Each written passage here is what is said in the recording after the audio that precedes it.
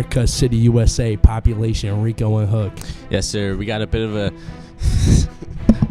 a different structure to this week's episode as we're bringing you a quick wrap on sports news around the world, and we'll wrap up the show with a very special segment for you all. I'm Rico. And I'm Hook, and this is Rico and Hook.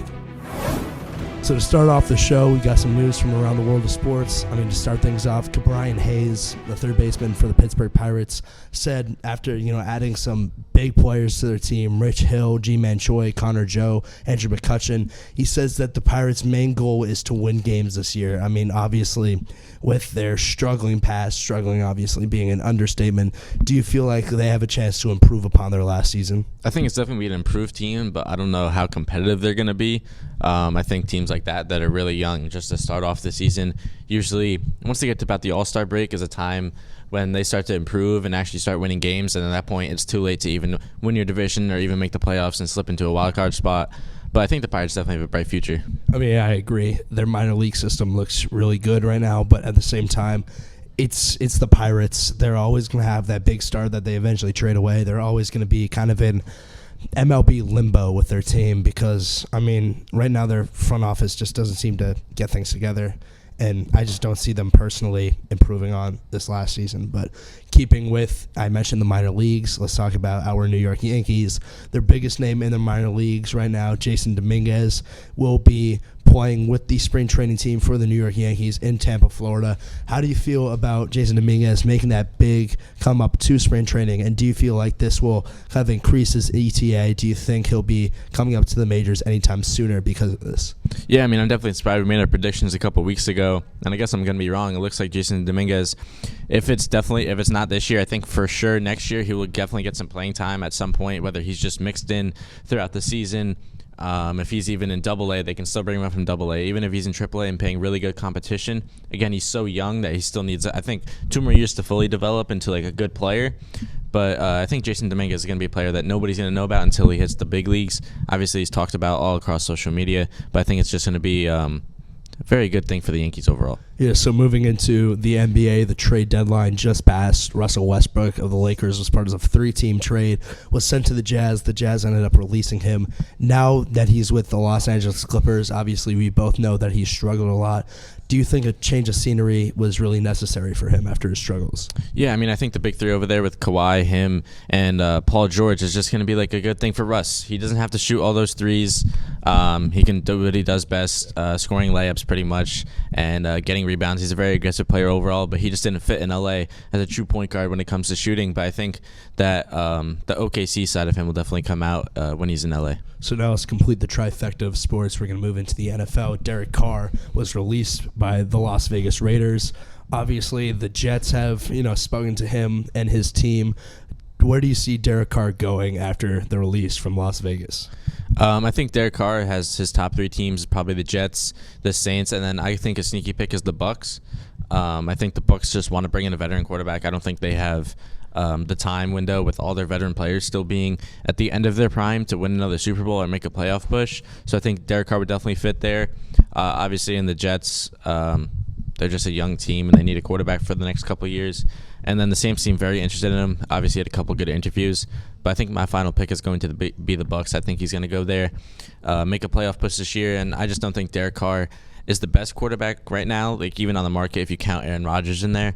But I think he definitely fits in with the Bucs. Yeah, and speaking of the Bucs, Adam Rank, the NFL analyst, recently put out his few picks for players that he could see getting traded this offseason, one of which was Bucs wide receiver Mike Evans. Along with him was the cornerback for the Los Angeles Rams, Jalen Ramsey, and DeAndre Hopkins, the wide receiver for the Cardinals. Obviously, 3 big names in the NFL. Do you see any of these 3 names being traded? And if so, who do you think brings in the best package?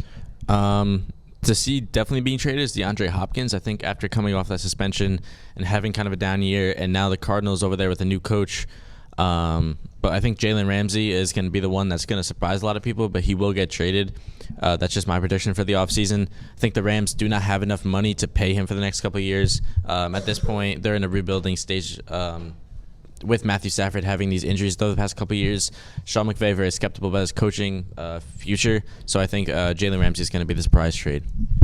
And do you think that between Ramsey and Evans, who do you see bringing in the biggest package of players or draft picks? I think Ramsey for sure. I mean, Mike Evans, obviously a proven player, but now 31 years old, 32 years old as a wide receiver isn't the best thing. Jalen Ramsey is still in his late 20s, so he's got at least 3 to 4 years of a good window left in his career. Yep, all great takes, and that'll do it for our new segment. Don't go anywhere. We have a very special treat for you all when we come back. So we've made 10 episodes already in this rookie season of Rico and Hook. We've left a lot on the cutting room floor. Whether it's mess-ups, moments between segments, or overall us not making any sense up here, we have a lot of moments that didn't make the final cut of any of our episodes. It was because of these moments that we decided to treat you all to a blooper reel of these best moments of Rico and Hook that you'll never get to see. So let's roll the clip. I feel like I should we're talking up here. We got a lot to talk about with a lot of heartbreak in this Week 13. I mean, the New York Giants losing. Shoot. Don't laugh. It's not fair. All right. Let's do World Cup first. Let's do World Cup. He's the ballpark. No, it won't. It's not that different. Yes? No? Ready? Yeah. Quiet on the set. I'm Rico. And I got a haircut, and this is Rico and Hook.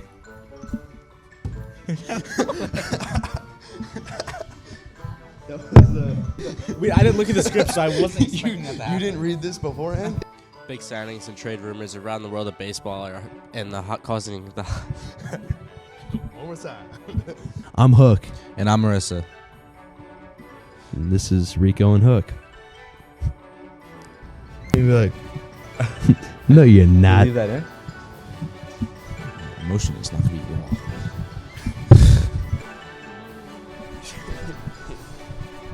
Yeah. Shh, quiet. Hit record. We're recording. Go. No. Should I hold my nose? Go. No. Go. They haven't made the playoffs since then. Obviously, your boy Danny Dimes.